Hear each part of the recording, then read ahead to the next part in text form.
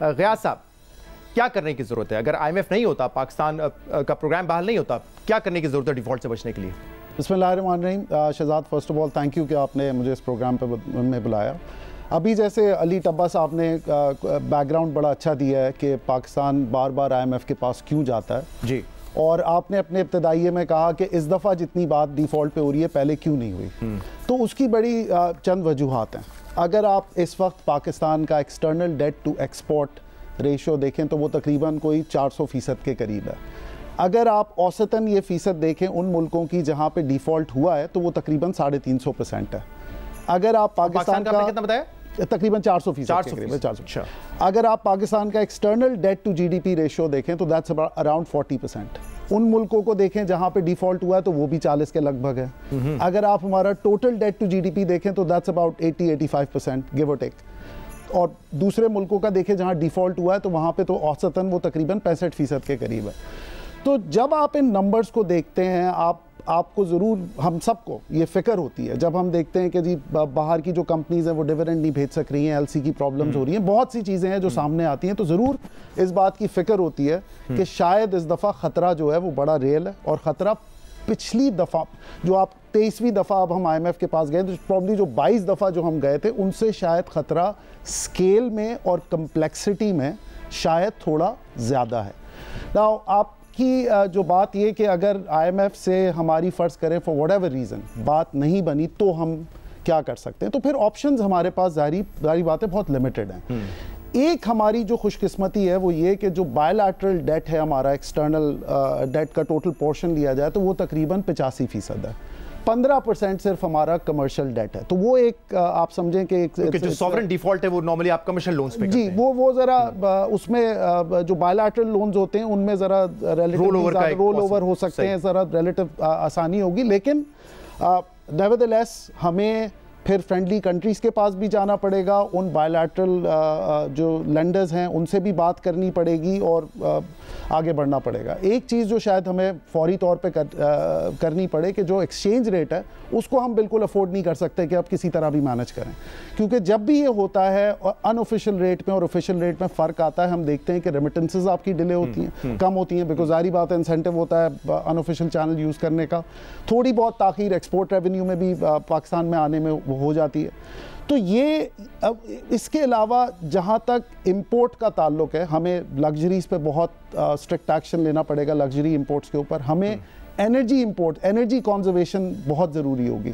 ہم بھلے چاہے دکانیں جلدی بند کریں، گاڑیوں کو کسی طرح ڈسکریج کریں کہ روز لوگ پیٹرول نہ ضائع کریں، پیٹرول اتنا زیادہ استعمال یہ کچھ چیزیں ایسی جو ہم فوراً شروع کر سکتے ہیں. یہ تو جیسے شہزاد آپ نے کہا کہ اگر آئی ایم ایف کے پاس ہم نہیں گئے تو کچھ ایکشنز تو ہم نے اگلے 1 مہینے 2 مہینے 3 مہینے میں لینے ہیں، ورنہ کوئی ہمارے پاس آپشن نہیں ہے. لیکن ہم جس کسی کے پاس بھی جائیں گے وہ لینڈر ہم سے یہ ضرور پوچھے گا، جیسے علی ٹبا صاحب نے کہا کہ جی آپ کا medium to long term plan کیا ہے، اس دفعہ کیا فرق ہے آپ کی باتوں میں کہ جی آپ 23ویں کی جگہ 24ویں دفعہ دوبارہ نہیں آئیں گے، یا ہر دوسرے سال جو ہمارے ڈالر ختم ہو جاتے ہیں، جو کہ یہ اب اگر آپ اس کا ایک ڈیوریشن دیکھیں تو وہ کم سے کم ہوتی جا رہی ہے. پہلے یہ کرائسس پاکستان میں شاید ہر 5 سال 7 سال میں آتا تھا، اب یہ ہر دوسرے سال کا ایشو بنتا جا رہا ہے. اور اس حکومت نے بھی بڑا کلیئرلی کہا ہے کہ شاید ہمیں ایک اور آئی ایم ایف پروگرام کی ضرورت پڑے گی آگے جاتے ہوئے. تو اس میں جہاں تک ہمارے لانگ ٹرم سولوشنز کا تعلق ہے اس میں انرجی ریفارمز بہت ضروری ہیں. $26 بلین کی ہم انرجی امپورٹ کرتے ہیں، ہم $10 بلین کے فوڈ آئٹمز کو امپورٹ کرتے ہیں. ہماری ایکسپورٹ اس وقت اگر آپ اپنے پاور سیکٹر کو دیکھیں بجلی 16 سینٹ پہ مل رہی ہے. ہم اگر امیجن کریں کہ جی ہمیں اپنی ایکسپورٹ کو بڑھانا پڑے گا تو اس پاور کاسٹ کے اوپر ہم کس طرح اپنے ایکسپورٹ سیکٹر کو کمپیریٹیو کر سکتے ہیں وداؤٹ سبسڈیز. کیونکہ سبسڈی دینے کے لیے حکومت کے پاس اس وقت پیسے نہیں ہیں. اسی لیے ہمیں ان ایکسپورٹس پہ فوکس کرنا پڑے گا جو کہ by nature are not that energy intensive. اس میں آپ کی سروسز آتی ہیں، ٹیکنالوجی سروسز، جس میں یہ آپ کے سارے فری لانس کمیونٹی وغیرہ سب آتی ہیں. آپ کے پاس ایگریکلچر کے تھرو اگر ہم اپنے ایگریکلچر پروڈکٹیوٹی کو بڑھائیں تو ہم پاکستان کو ایک فوڈ باسکٹ میں اس میں چاہتا ہوں تھوڑا سا ہم ڈیٹیل میں بھی بات کریں. اشفاق طورہ صاحب, کل اسحاق ڈار صاحب نے کہا کہ آئی ایم ایف اور نو آئی ایم ایف ہم ڈیفالٹ نہیں ہوں گے, تاریخیں لوگ دیتے رہیں, ڈیفالٹ نہیں ہونے جا رہا پاکستان, لیکن ہمیں ریفارمز کرنے پڑیں گے سیریس نیچر کے. اس وقت جو ہم نے وہ کہہ رہے ہیں کہ 7-8 مہینے سے باتیں چل رہی تھی ڈیفالٹ کی, ہم نہیں ہوئے. اس کی ایک بڑی وجہ یہ کہ ہم نے اپنے امپورٹس کو کرٹیل نہیں کیا, بلکہ امپورٹس پہ ہم نے پابندی باقاعدہ لگائی ہوئی ہے. بیچ میں تو یہ معاملات بھی تھے کہ ایل سیز کھولنے میں زیادہ پرابلمز ہو رہی تھی, اب تھوڑا سا وہ ایز ڈاؤن ہوا ہے. لیکن یہ جو پالیسی ہے کیا یہی سسٹین کرے گی اگر Pakistan I M F programme میں نہیں جاتا, اور کیا یہ ڈویبل ہے؟ کیونکہ اس سال کی گروتھ تو ہم دیکھ رہے ہیں کہ آلموسٹ 0.3% ہے. بسم اللہ الرحمن الرحیم. Thank you Shahzad. تھوڑا سا ہمیں ماضی میں جانا پڑے گا, اور ایک زیدی صاحب کا ایک شعر ہے, وہاں سے میں شروع کرتا کہ میں کس کے ہاتھ اپنا لہو تلاش کروں, تمام شہر نے پہنے ہیں دستانے, سارے شہر نے. آپ جائیں وائی آئی ایم ایف, آج ہم اس سچویشن پہ کیوں کھڑے ہوئے ہیں.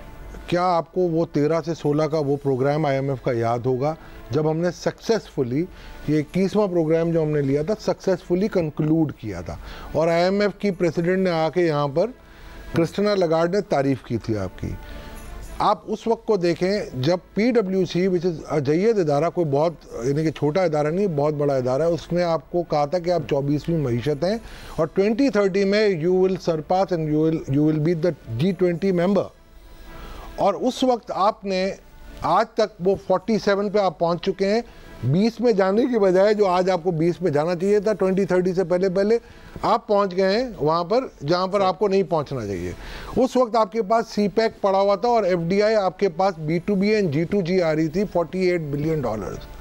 ہم نے کیا ایسا غلط کیا, اور کون سی نہیں, میں وہاں سے تھوڑا سا اس لیے جاتا ہوں, آپ کو لے کے چاہ رہا ہوں تاکہ ہم اس پہ سولوشنز پہ زیادہ فوکس کریں, اس کو ٹائم مل جائے. لیکن کیا پرابلمز ہیں یہ تو ہمیں سب کو پتہ ہے, کہاں غلطیاں کی ہم نے. یہ دیکھیں آپ کو یہ انالائز کرنا پڑے گا کہ اگر ہم اسی رویے کو رکھیں گے جاری, چاہے کوئی بھی ہے, میں یہ نہیں کہتا کہ ایکس آئے یا وائی آئے, اگر یہ رویے جاری رہے کہ پھر ہم اپنی ایک دوسرے کی ٹانگ کھینچیں گے اور بعد میں ہم یہ پھر روتے رہیں گے, تو یہ میرا خیال ہے ناممکنات میں سے. اب آپ آ جائیں, اسحاق ڈار صاحب کل میں موجود تھا وہاں پر اس تمام میٹنگوں میں, اور آپ کے کہنے پہ ہی میں کراچی ہوں, ورنہ میں وہیں سے. مجھے بتائیں کہ یہی ہمارے پاس سولوشن ہے کہ just in case I M F نہیں ہوتا تو اس وقت جو ہم نے امپورٹس کو کرٹیل کر کے رکھا ہے, یہی سولوشن ہے اس وقت ہمارے پاس. It is not that. There are certain solutions جو کہ انشاءاللہ آپ کو اس مرتبہ ملیں گے, other than those solutions کہ جو اگر ہم کہتے ہیں کہ I M F is the only solution. آپ کو میں ایک بات بتاؤں, ہمارا یہ جیسے طبا صاحب نے بھی کہا اور غیاث نے بھی کہا, آپ کہہ رہے ہیں کہ جی کرنٹ اکاؤنٹ ڈیفیسٹ کی وجہ سے ہم ٹوئن ڈیفیسٹ میں آتے ہیں, ایک فسکل ڈیفیسٹ آپ کا آتا ہے, کرنٹ اکاؤنٹ ڈیفیسٹ, اور اس کی وجہ سے ہم آئی ایم ایف میں ہیں. میں ریمائنڈ یو کہ there are 10 countries in the world, they have a huge current account deficit, more than us. Our current account deficit is 2% اور maybe 2.5%, اس سال تو بہت ہی کم ہو جائے گا of the GDP. ان کے 5% بھی ہیں. اینڈ ماشاءاللہ جو غیاث نے ابھی جو بتائے ہیں اس سے زیادہ ان کے ریشیوز پہ ان کے ڈیفالٹ کے قریب کھڑے ہوئے ہیں, مگر ان کے اندر کہیں انٹرنلی ایسے لوگ نہیں ہیں جو ہر دوسرے دن کہہ رہے ہیں کہ جی آج ڈیفالٹ کریں گے یا کل ڈیفالٹ کریں گے. ایکسٹرنلی لوگوں نے اب منع کر دیا کہ جی ڈیفالٹ نہیں ہوگا. انٹرنلی میں اور آپ روز ایک تقریر جاڑ دیتے ہیں, ہمارے سوڈو انٹلیکچوئل آتے ہیں, وہ یہ کہتے ہیں کہ جی ڈیفالٹ کرے گا. اب اس سے پوری مارکیٹ کا سینٹیمنٹ خراب ہوتا ہے. آپ دیکھیں جب آپ کو بلومبرگ کہتا ہے کہ جی $244 کا ڈالر, میں آپ کے پاس ٹی وی میں آ کے کہتا تھا کہ $220 کا ڈالر ہے, تو آپ شاید نہیں مانتے تھے. آپ اب سوچ لیں کہ بلومبرگ کہہ رہا ہے, ان کے 2 اکانومسٹ کہہ رہے ہیں کہ یہ ورکنگ ہے 244 کی. پھر بھی آج ایک سٹیپ جب ہم نے لیا, ایک سٹیپ صرف کہ آپ کا جو کریڈٹ کارڈ کی پیمنٹس ہوں گی وہ انٹر بینک کے تھرو اب ہوں گی, تو آپ کے اوپن مارکیٹ میں آپ نے دیکھا ہے اس کا مطلب ہے پیور اسپیکولیشن ہے, پیور اسپیکولیشن. نیکسٹ ایئر کے لیے حسنین صاحب کہہ رہے ہیں کہ $25 to $27 بلین کی ہماری انٹرنیشنل اوبلیگیشنز ہوں گی, اس میں سے اوبیسلی رول اوور بھی ہو جائے گا. ڈفرنٹ رپورٹس ہیں, میں ٹاپ لائن کی رپورٹ پڑھا تھا, یہ کہہ رہے ہیں کہ اراؤنڈ $6 بلین کی شاید ہمیں پھر بھی ضرورت ہو یہ گیپ پورا کرنے کے لیے, اور وہی $6 بلین آئی ایم ایف کہہ رہا ہے کہ آپ کمٹمنٹس لے کر آئیں, جو کہ دوست ممالک بھی کہہ رہے ہیں کہ پہلے آپ آئی ایم ایف لے کر آئیں. وہ ایک چکن اینڈ ایگ والی سچویشن ہے. کیا کریں اس صورتحال میں پھر ہم؟ لیکن سب سے پہلے ہمیں ڈائگنوسس ٹھیک کرنا ہے, that's the first thing you have to do.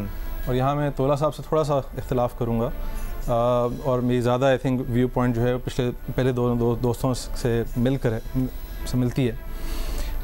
دیکھیں میں اس کی تفصیل میں ابھی 1 منٹ میں آتا ہوں. سب سے پہلے یہ ذہن میں رکھیں کہ پاکستان $350 بلین کی اکانومی ہے. اور پچھلے 8 مہینے سے ہم 1 بلین کے IMF کے ٹرانچ کے اوپر کے پیچھے چل رہے ہیں, اور جو ٹوٹل IMF پیکیج ہے وہ 6.5 بلین کا ہے. یعنی اگر سال میں 1 دن یا 1 ہفتے کا جتنا کمپیریزن سال سے ہوتا ہے اتنا ہماری اکانومی اور اس IMF پیکیج کا ہے. اب مسئلہ یہ ہے کہ جس طرح طبا صاحب نے شروع میں بات کی کہ اس کے ڈائگنوسس میں سب سے پہلے آپ کو یہ سوال اٹھانا ہے کہ پاکستان ایک ڈالر پور اکانومی کیوں ہے, اور اس کی ایک بنیادی وجہ ہے کہ ہمارے ملک میں آج سے نہیں ہماری پرابلی پوری ایگزسٹنس میں ایک اینٹی ایکسپورٹ بائس رہا ہے, جس کے اوپر ماہرین نے بہت لکھا ہے, لیکن انفارچونیٹلی انٹرسٹ کے خلاف شاید ہے یا واٹ ایور امپلیمنٹیشن سے وہ دور رہا ہے. دوسری چیز جو ہمارے پچھلے 1-2 سال کے اندر زیادہ تیزی سے ہو رہی ہے وہ یہ ہے کہ آپ کے بیلنس آف پیمنٹس کے اندر ایک پورشن ہوتا ہے آپ کے ٹریڈ بیلنس کا, دوسرا ہے کہ آپ کے کیپٹل فلوز کس طرف جا رہے ہیں.